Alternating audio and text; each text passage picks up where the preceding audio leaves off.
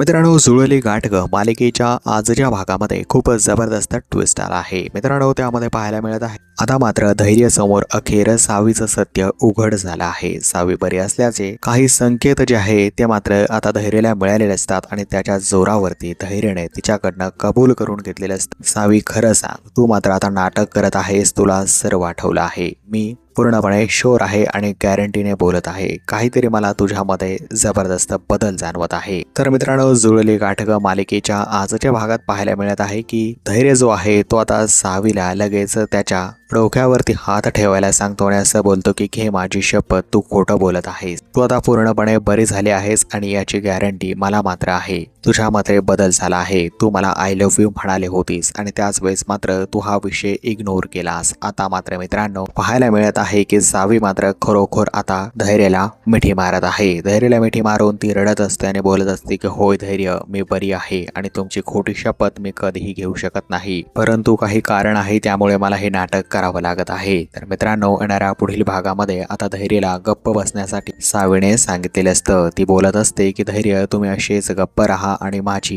ही acting मला अशीच continue करावी लागेल. मला मात्र माझ्या वडिलांचे अपराधी आता शोधायचे आहेत. तर मित्रांनो, धैर्य बोलतो की आपल्या घरामध्ये कसे शोधायचे आहेत, परंतु आता धैर्यने सावीकडनं आता मात्र एक वचन घेतल्याचं पाहायला मिळत आहे. त्यावेळेस मात्र आता धैर्य गप्प राहणार आहे काही दिवसांसाठी. तर मित्रांनो, पुढील भागात काय होईल पाहण्यासाठी तुम्ही नक्कीच चॅनलला सबस्क्राईब करून घ्या.